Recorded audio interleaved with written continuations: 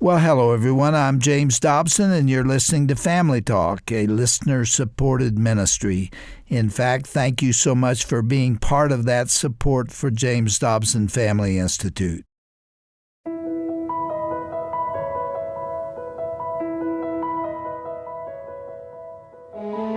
Hello, and welcome to today's edition of Family Talk. I'm Roger Marsh, and I hope you're enjoying the last week of 2022. As we inch closer to the new year, we look forward to what the Lord will do in our lives and here at the JDFI, as well as through Dr. Dobson and Dr. Tim Clinton. Today's program is another presentation from our 2022 Best of Broadcast collection and originally aired this past May. This heartfelt and inspiring conversation is between Dr. Dobson and his dear friends, Jon and Marylois Gibson.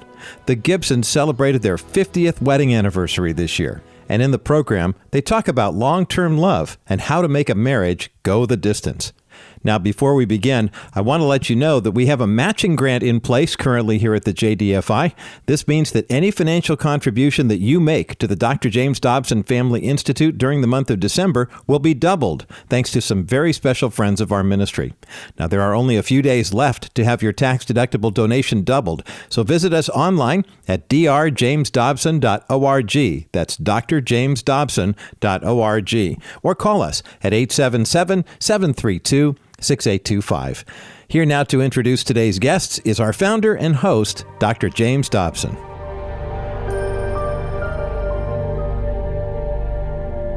Well, hello, everyone, and thank you for tuning in to Family Talk today. I'm your host, James Dobson, and on this broadcast, we're going to take a close look at a long-term marriage and explore what made it so successful.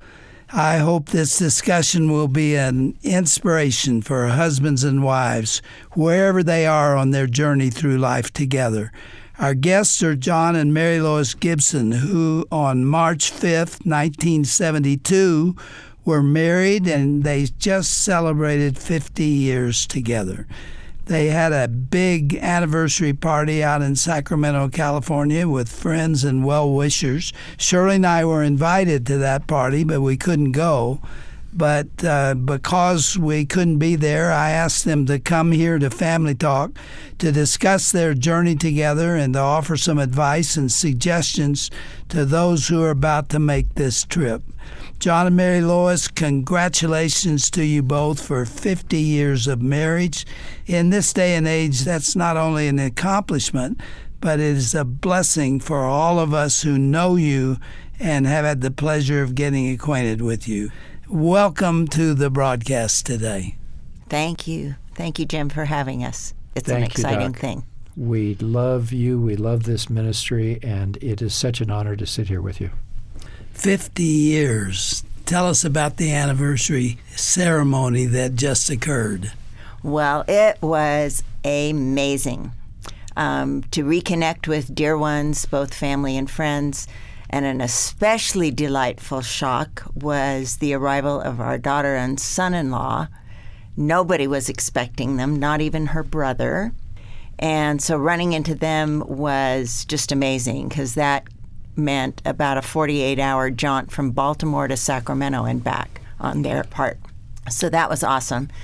The pictures and the reminiscing, the fun and the laughter, the entertainment, including songs by our son Marcus and Sarah Vienna, our almost a daughter whom you've had on the show, who was visiting from Romania. Beautiful flowers, tables, wonderful food. God definitely smiled on the event, and hearts were there. The kind comments from the audience that spanned generations from lives we've been privileged to encounter was a special, heartwarming blessing. Jon, talk about where we met. Tell people how it came about. Oh, I remember it as if it was yesterday. And that is, Marylois and I thought, why on earth are we invited to this gathering, what you called the Washington briefing? And it was like drinking from a fire hose, but it was you perceived it as a fundraiser, didn't you? Oh, no. I perceived it as somebody had me confused as to who I was, because while I was a real estate developer, I was just getting started. And so I thought, they must have me confused with some big shot. But that meeting was pivotal in our life because it was what was presented about what was going on in the world, and people who were standing up just convinced us that you have to stand up for what you believe in, whether it's in your home, in your community, and if it's politically, but you have to stand up because the other side has been standing up for too long. But there was something else that happened that was key to me, and that is at a dinner event, you shared that on the news was going to be news about, you wanted us to hear it ahead of time, that a Christian leader had fallen due to his impropriety with his own wife. But here's what was key. You said, folks, we all have to remember that we have to stay on our faces before God because I could fall. Any of us. Satan knows what our buttons were. And I took real stock of that because it said, these people are real, and this is not phony. And we've been like brothers from that time to this. We have, and it's an honor to call you my friend. Let's talk about the two of you. How did you meet? As a matter of fact, I'm going to back up. You both had decided to give up on dating. Didn't you, Jon, decide that you were not going to marry for 5 more years? Yes. I had no plans to get married for at least 5 years because I was going to be making at least $30,000. So I had plans, and I was burned out. We both were on blind dates, but our roommates insisted that we had to meet each other. So you met on a blind date? We did, even though we'd both kind of gotten the victory over blind dates, and we resisted our roommates for a long time. And they had met on a California freeway off-ramp. So that's another story. And they kept, each of them individually would say to us, well, you just need to meet this person because you're both, kind of strange in some of the same ways. So we weren't sure how complimentary that was, but we finally, just to get them off our backs, we're like, all right, we'll do it. Well, Jon is not one to leave things to chance, so he and his roommate had this scheme all set up. I didn't know about it. That they had some kind of code language, and so the date was broken up into phases. And I think they had 3 phases planned. And we made it through phase 1, and I must have passed because I think we went past phase 3 right up into like phase 5 or 6. Jon, you fox, what'd you do? Think it through the whole thing? Well, I thought, why waste each other's time if this is not good? And but oh my goodness, I saw something very special in her. And I was such a baby Christian at that point that I didn't realize that what I saw was the Holy Spirit speaking through her. And I said, Lord, can I put her in an icebox for a few years? And finally realized that ain't going to work because somebody else is going to capture her. And that was a change in our life. And how long did you go together before you married? Well, Uncle Sam interfered. Yes, big time. Uncle Sam interfered because you were in the Air Force. It was the Vietnam era, and I chose to enlist in the Air Force, and I went to pilot training.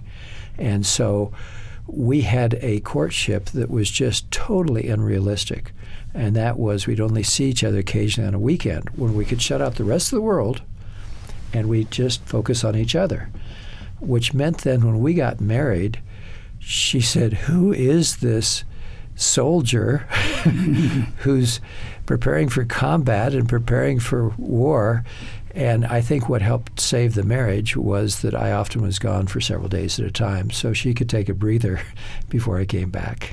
Maybe the Lord had a plan there. He sure did. So how long was it before you married? It was about 1.5 years before we married.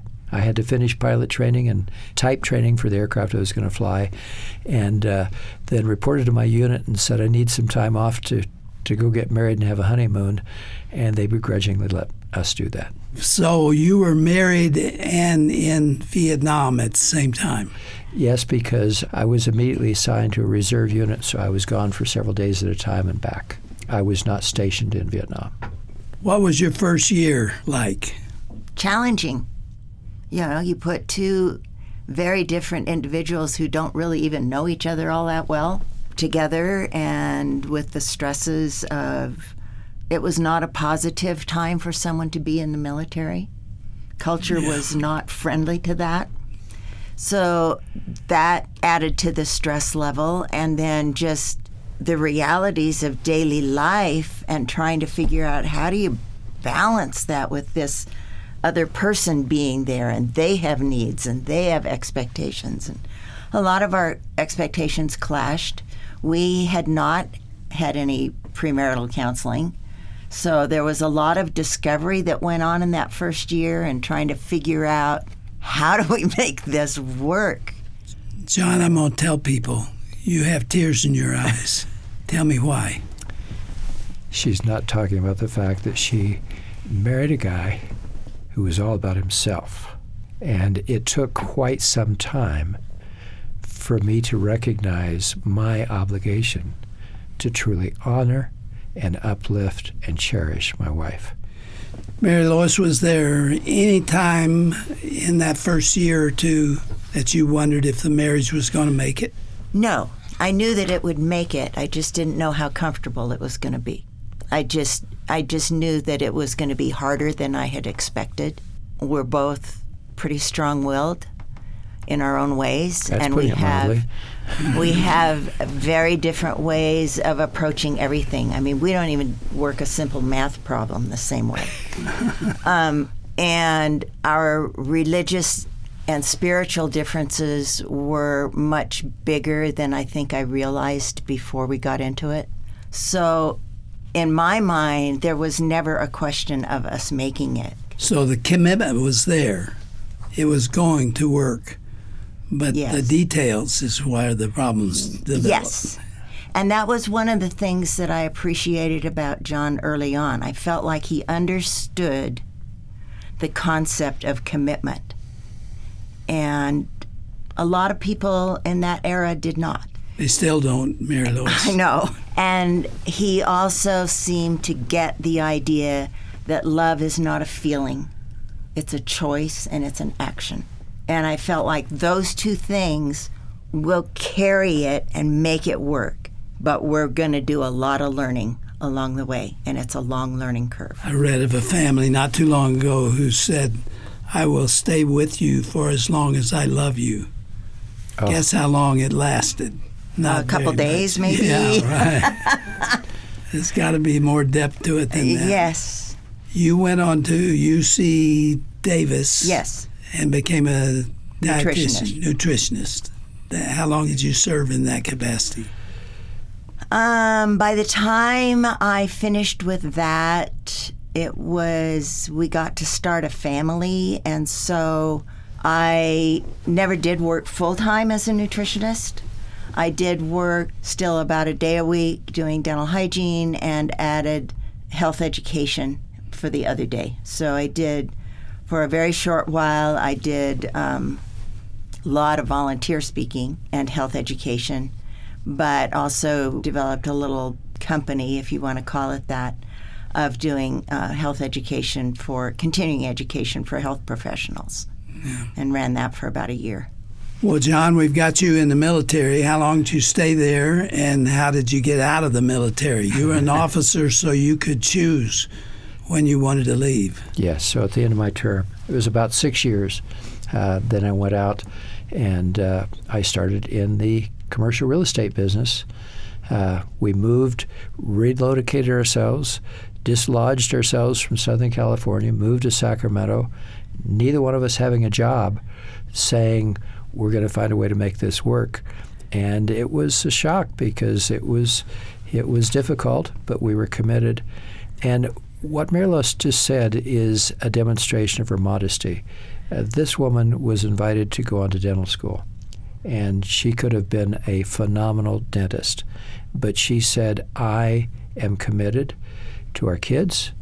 And she then said, raising my children is the most important job I will have in my life.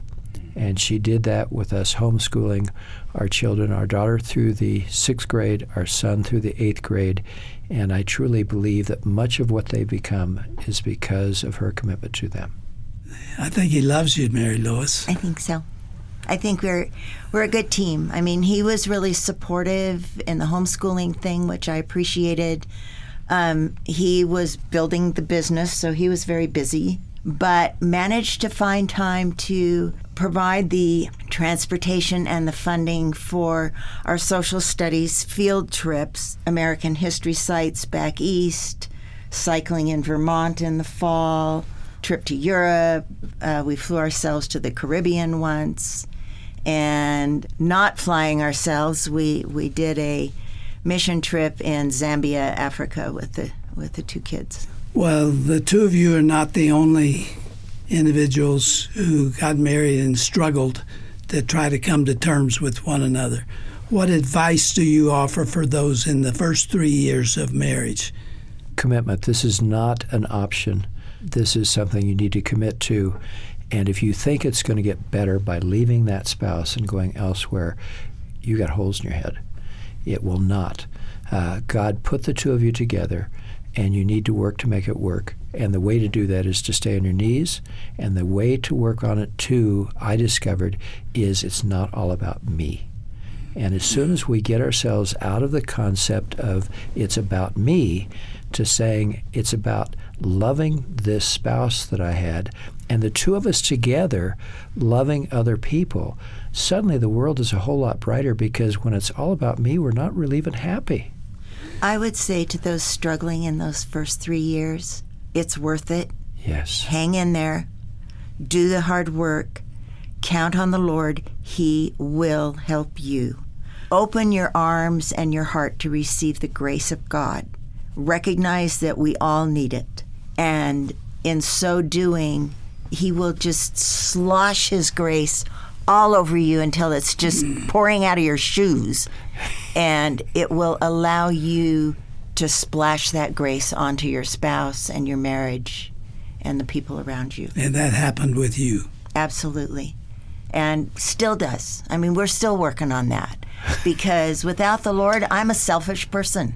I'm afraid we all are. And so I Except think, me. I don't have those. Yeah, well, you're special. I'm above and beyond it. You've outgrown it, have you? I also have a problem with the truth. So you were intentional about that love relationship from the early days.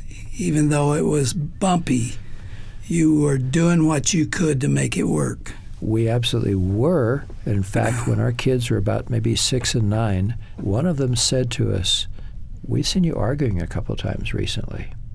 And our friends have told us that that's a start, because then after that happened, their parents divorced. Are you guys going to get divorced? And we said, sit down and let's talk. Did that rock you? It did. It did. So they were seeing something that made you exactly made them ask that question. And the arguments weren't serious arguments, but you can imagine if you're a child and you see your friends say, once the arguments start, the marriage is over. And we said, that's not an option. We are committed to each other, and we'll work through the issues. And we got so many rewards for that. Our children encouraged us to take time to love each other and to date each other. And in fact, as they got older, they would encourage us to take weekends off. And what they would do is to reward us with us. We'd come back and they would fix us, because Marylois had trained them in the kitchen. They'd fix us phenomenal 5- and 6-course meals. Yeah. You know, when I was 4 years old, my mother and father were both kind of spark plugs, and they argued. I wouldn't call them arguments or fights, but they were fussing with each other. And a child feels that. Yes. And it got pretty intense on some occasions when both of them felt something strongly. Yes. At 4 years of age, I went to my mother and I said, "Are you going to get a divorce?" Wow. It rocked them. My dad was a pastor, and they never even thought about the fact that little eyes and little ears were observing this. And they got their conflicts together and resolved them probably out of my hearing. I don't doubt that they continue to have some struggles because that's who they were. But they never let me hear it again. You know, what you just said is so critical because as believers, everybody's watching us very carefully, but we have to know that our children are watching everything. And so we need to stay on our knees to make sure that we can be the proper influence. But I think we need to be real, too. Absolutely I think admitting to the kids that we didn't always like each other, but the love was always there and the commitment was there, and we were going to work through it. Yeah. To pretend that there's never any disagreement is not equipping them for their future life. Even if they become intense. Yes. My parents could argue over how to pack the car with the bags. Sure. They could argue over anything. But they loved each other deeply, and there was never a threat to the relationship. I got really acquainted with that. Shirley and I have not dealt with that to that degree. We have had disagreements, and when we'd been married 1 or 2 years, when I'd really get angry about something, I'd leave the house and go to the library. I'd be gone for an hour or two and cool down, then I'd come back to keep from having that kind of battle. You do have to kind of pick your fights a little carefully, but in my home growing up, my parents never argued in front of me. And so I didn't learn that having a disagreement is normal. So it was a shock to you when it So occurred. it was like, okay, I knew you guys were upset with each other because my dad could stay angry for days. But I didn't know, how did you ever resolve it? How did you ever fix it? I never saw that. So I felt like in our home, maybe the kids need to see that there are some ways to fight fair. That sounds like a contradiction to a loving couple, but it is true. You have to learn how not to tear each other up when a moment like that comes. Yes. Because the things that you say there will never be forgotten. If they really sting, they stay alive. So you have to stop just inside of that moment when you are demeaning the personhood of the other individual. Right. And you learned how to do that. Well, we're still working on it. Yes. Jon, talk about your children. I think I told you once when we met, I said, when you wrote the book, Strong-Willed Children, you made a mistake. The mistake is you didn't put my daughter's picture on the cover of the book. She was a strong-willed child, but that strength that she has allowed her to become one of the finest physicians. She's a great mom, and she's a great wife. And you have? We have a son, and the son is just amazing. We always waited for the shoe to drop with Marcus, and it never did. But he is committed, and he's been through some real struggles, but he endured them well, and he is the loving father of 3 children and soon to be 4. So how many grandkids do you have? 6.5. I love that. Oh, yes. There's another one coming. We have another one coming, and I like what Marylois said because it's not a mass of tissues. We have a grandchild. It's just simply preborn. Well, were you very much involved in your church in those early years of marriage? We were. And in fact, we were involved with our youth. And not in the early years. Not in the early years, no, but we did get very involved with the youth. And the Lord has just opened so many doors. I mean, he opened the door with you. He opened the door with Chuck Colson. And he's just opened phenomenal doors that we've just discovered that if you simply show up, he will give you some ministry opportunities that you never would have dreamed were possible. I love you, Jon and Marylois. Thank you for dropping by. You're in a private plane, your plane, and you landed here, and then you're going on to somewhere else. Thank you for taking the time to come by and see us here at Family Talk.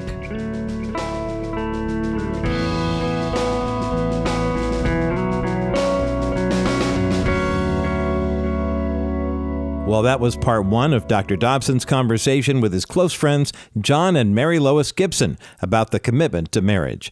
Just as Marylois said, love is not a feeling, it's a choice, and it's an action. That is powerful. If you'd like to hear more insightful content, then you'll enjoy our 2022 Best of Broadcast collection. We put together the best shows that you, our listeners, love the most into an 18-episode 6-CD set. This fine resource is available to you for a suggested donation of $50. We also have a digital download version available as well. Just visit drjamesdobson.org/best of 2022. That's drjamesdobson.org/best of 2022. The digital download order link is featured right there in bold and shaded in holiday green. You can also order the CD set or the digital download by phone. Our customer care team is standing by to help you. Just call 877-732-6825. I'm Roger Marsh, and with only a few days left in the year, thank you for inviting Family Talk into your home during this 2022 holiday season. God's richest blessings and His promise of true joy to you and yours.